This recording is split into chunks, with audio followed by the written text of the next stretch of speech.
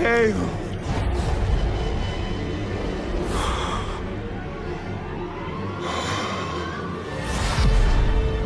Lilith. Hey guys, it's IGN's Tie Guy Travis here, and I'm joined today by the wonderful folks at Blizzard. Here in the box right next to me is Joe Shelley, our game director, and Hi. next to him is Joseph Piepiora, our associate game director. So glad you guys could join us today, and obviously we're coming right off the heels of a live stream where you guys announced a bunch of stuff, but most importantly, the Server Slam, an additional kind of open beta weekend where players can once again dive into Act 1 of Diablo IV. The biggest change listed seems to be the reworks to the dungeon layout. Can you give me some examples of the changes you've made to dungeons and maybe some other ways that dungeons are being reworked? There are a variety of changes to dungeons to address a lot of the feedback that we received from players. In terms of backtracking specifically, we both looked at where objectives were spawning in terms of, if an objective spawns down at the end of a long hallway, you're going to have to run back down that hallway to get to the next objective, right? So we looked at where they were spawning in terms of the layout of the dungeon. We also adjusted the way that the dungeons are laid out so that the layout itself requires less backtracking. Yeah, we also made a couple of adjustments to some of our objectives that players go through in some of the dungeons. Like right now, there's a few dungeons where players are asked to kill, basically just eradicate all the monsters inside the dungeon space. But one of the changes we made now is that like as you are going and you're killing these monsters and you're exploring the dungeon, in an effort to not have players like have missed like one zombie in a corner someplace, now some of these creatures are going to start kind of chasing after you after a period of time. Once you kill a set number of them, now they begin trying to like find you and trying to hunt you down inside the space, which makes it easier to complete those kinds of objectives without feeling that you need to go and explore every absolute corner of a dungeon to find every last monster. So that's actually, we've gotten some really good feedback internally on that. Excited to see what players think about that as they go. We made one other change, Joe, too, with regards to the, like whenever you're picking up like anima, in space. Like sometimes there's other objectives where you have to kill creatures and you'll pick up these kind of like motes of light we call anima in the game. You'll bring these to these depositories where you just kind of get rid of them and you'll use them. You'll use that to basically open a locked door, perform some other goal to like kind of advance further into the dungeon. Now, when you're collecting these things, speaking also to the need to like kind of reduce the difficulty of backtracking in some of the dungeon spaces beyond just layout changes that we've made. Like when you're picking up these anima, it will also like give you additional resource for your class to make it easier for you to cast more powerful spells and give you other boosts as you go. Makes it just a little bit faster to go through these environments, and as you're picking up anima and kind of clear out those monsters, so it feels more like fun to collect that and be fighting those monsters at the same time. Well, there's one other change we made to dungeons, which is so dungeons can spawn events in them, and I'm not talking about cursed events or treasure goblins or butchers, but like events similar to some of the ones you see out in the outdoor world. But the chance for those to appear was set very low. And we increased it significantly. In fact, some people may not have seen them at all because they were very low chance. And speaking of the Butcher, the blog also talked about the Butcher and how he's been reevaluated for difficulty. Did he butcher one too many players during the beta? What's going on with him? He butchered more than one too many players, right? He butchered a lot of players, which was, which is part of his design. One of the things that we really are trying to achieve with the Butcher is this sort of sense of progression of your character, where when you first encounter the Butcher, it's a surprise, it's very scary, you're running from him, and then as you sort of learn that encounter and you come back and you encounter the Butcher in a future dungeon, you have a chance to get revenge on him. And we really like that dynamic where he's very scary, but you have this sort of overcoming moment. We made some tweaks that corrected some issues with his AI, where he could get stuck and some things like that, so he can butcher more effectively. I wanted to call out one specific part of the beta feedback blog post where you mentioned that some bosses were, quote, reevaluated for melee character difficulty, resulting in changes to attacks and fight mechanics. Can you tell me what's changing specifically? Were these bosses being meaner to close quarters players? When we build a monster that has some kind of attack, we want there to be counterplay in terms of whichever class you're playing, the boss is threatening to that class, right? So it shouldn't be boring for sorcerers or boring for barbarians, but that the threat is roughly equal.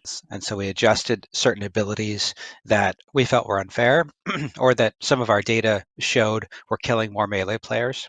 And another thing that we did is we took a look at bosses that were killing a lot of pets. So there's a note in the blog about necropets in particular, that we made the necropets a little bit more fragile. But while we did make them a little bit more fragile, we also took a look, similar to melee classes, at particular boss abilities where maybe they're doing a big attack that it's unreasonable for the pets to get out of, because we don't want the gameplay to be that you're sort of having to manage the exact positions of your pets at all times.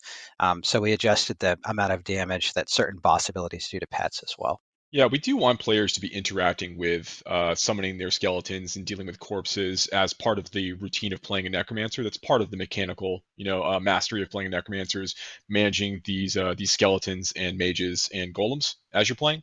So we do want to make sure that players are occasionally need to resummon in various fights, but there are lots of ways to generate corpses as part of combat as well, which players can make use of, and beyond just corpse explosion in some cases. So there's a lot of things to kind of learn to master as a necromancer. This is part of that. Is the Necromancer being nerfed to death? Can we blame Rod Ferguson for tweeting about how overpowered it was as the source of this? What's going on? I know you guys lowered corpse explosion damage. You made the, as you mentioned, the necropets a little easier to kill. What about Bone Spear? Is Bone Spear still going to be amazing? Bone Spear is still good, and I mean I'm always happy to absolutely lay the blame at Rod Ferguson for the nerfing of any class. Obviously, it's clearly all his fault. No, we're looking at data that we're gathering from players while they're playing through the beta experience. We are evaluating our own experiences playing the game. We're reading feedback threads. We're looking at a lot of information when we make these decisions. And to be clear, the Necromancer did get buffs as well as part of their Book of the Dead feature. A number of the attributes stats on those effects actually improved as results of things. We wanted to make sure that there was an interesting wealth of choices for players to make, and that's the core of a lot of our balance, like fundamentals, the way we think about things. We want to make sure that when players are like looking at options in the skill tree, or they're making a variety of different like passive bonus or class mechanic choices on how they want to customize their character, that they see that there's a lot of interesting options to choose from. There's not like one clear path to kind of dominate in every encounter. I make sure there's a good amount of variety. Corpse explosion is still very powerful. That hasn't fundamentally changed. Particularly if you are generating a lot of corpses that you can use very quickly, as the cooldown of corpse explosion is part of the value of it. The damage is a huge part of it. The range is a huge part of it. All of these things matter. The fact that you can spam these things pretty quickly, do a lot of explosions of damage quickly on screen, is a huge part of not only the fantasy that makes the skill really exciting, but also just the actual damage output from the class.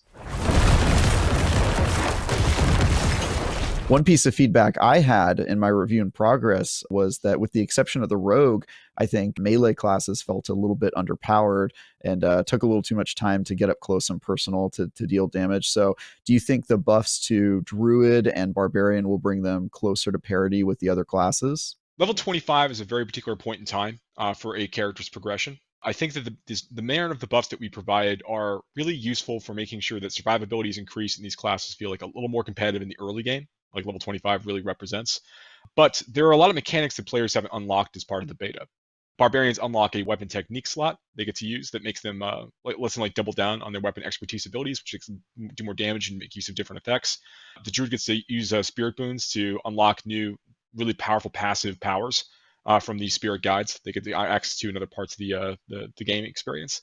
But you didn't get a chance to see some of those things as part of the 25 Act 1 beta experience. That's because we intentionally try to make sure the classes feel a little asymmetrical from one another, so that there are things that you will unlock at different points in time, and the classes are going to gain more power, but in different ways as you're progressing through. Ultimately, we want every class to feel overpowered in its kind of its own way, as you're playing through the Diablo IV experience. But I guess to directly answer your question, we are thinking about what players are experiencing as part of like going through and playing their first, barbarian or their first druid as they're going through the experience, and we want that to be a smooth and fun flow as you're leveling up early on, whether you're in World Tiers 1 or 2 and you're kind of progressing through the campaign. So we've made a number of changes to ensure that remains true. And that's not just on the class balance side, but also, as Joe kind of noted earlier, on some of the boss encounters that players are engaging with going through the experience, or like maybe a tad too punishing in some situations for melee characters.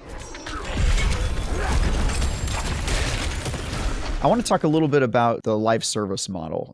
Diablo 3 sort of dipped its toes in the water with live service with its seasonal model, but with Diablo 4, it seems we're going full games as a service. I play a ton of live service games, and frankly, I'm pretty impressed with how quickly you guys made some of the changes based on the open beta feedback. So, could you tell me how you guys pulled that off? A little bit about like how the live service team is organized. The folks who are working on Diablo 4, who have been working on getting the game ready to ship and are part of getting the game to go gold, as we were talking about at the beginning, as we finish up and react to feedback, transitioning to work on expansions, future expansions, and work on the live service. That's where everyone's going. Yeah, I guess the only other thing I would really kind of call out, in addition to what Joe just mentioned, is that we do have very exciting plans for the live service and seasons in Diablo 4. We're not quite ready to go into a lot of details in this yet, but the team is like already engaging in creating like really interesting content for players to experience after the game goes live, and we are really excited to continue to kind of grow, to iterate and kind of create new and fun opportunities for players to engage with the core Diablo 4 experience. And with that, I think we're good to talk about the server slam, which I think is the big thing everybody's really going to get excited for, is that they're going to have another chance to dive back into Diablo 4. My first question is, the point of the server slam is to put your servers to the test. I thought we already did that during the first 2 weekends. They seem pretty slammed. So how is this beta weekend different from the first two? Can you just summarize? What's the point? Why are we logging Joe, on again? it sounds like he doesn't want us to have another server slam. Like, it sounds like he's okay with. I mean, 2 weekends was enough. So, well, you heard it here. What are you guys getting out you of heard it it? here. I I guess mean, is my IGN cancel server slam. No, the point for us is that our priority is for launch to be as smooth as possible, right? We want players to have a good experience, right when the game launches. We want people to be able to jump in and, we know folks are excited for the game. We're excited to play the game. We want everyone to be able to have a good time, right? And so we want to do everything we possibly can to make sure that the servers in particular are ready for launch. And so when you think about weekend one, not only did, we just talked about a lot of the content and balance changes that we did, looking at the feedback that came out of weekend one and weekend two, but we also made a variety of hot fixes during those weekends to fix issues that we saw. And those included changes to server configurations, to other aspects of the servers. So we made changes between weekend one and weekend two. We made changes following weekend two, and we want to test those changes to make sure that they are going to provide the best launch experience possible. So we're going to use this weekend to validate our server infrastructure even more. And I really think that it's just such an important aspect of the launch that we want to make sure we get it right. When does the server slam go live? When can I hop back into Act 1? You'll be able to jump back into Act 1 for the server slam on May 12th from 12 p.m. Pacific to May 14th at 12 p.m. Pacific. That concludes our interview here. So hopefully this was interesting to some of you guys who are excited to jump back into Diablo 4, as I am. And for everything else related to Diablo, stick with IGN.